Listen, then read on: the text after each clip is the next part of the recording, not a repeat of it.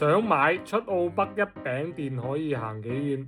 嗱，呢個問題呢，我都非常之好奇啊，所以今日同大家去試下佢啦。咁啊，而家向港珠澳大橋出口，咁我哋呢可以 reset 咗個行程 A 先啦，咁就可以睇清楚今次北上究竟用幾多電啦。而家呢就係410公里，咁啊73%。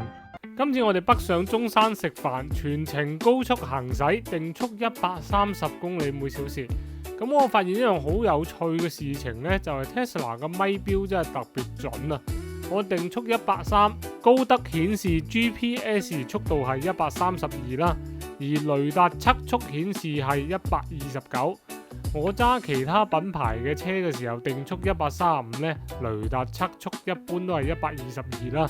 所以當我哋定速130行駛嘅時候呢，基本上係逢車過車，絕對唔係移動路障啊！好啦，而家呢就到咗中山啦，咁呢一共就係行咗75公里啦，咁而呢度呢就係313，56%。咁我記得我哋出發嗰陣時呢係410嘅，咁就跌咗97公里啦。但實質上咧係行咗75咁上下啫，計算出嚟用相對嚴格嘅測試去行駛咧，高速續航標顯係77節啦。以我部長續航計算，滿電顯示560公里，實際上可以行431公里啦。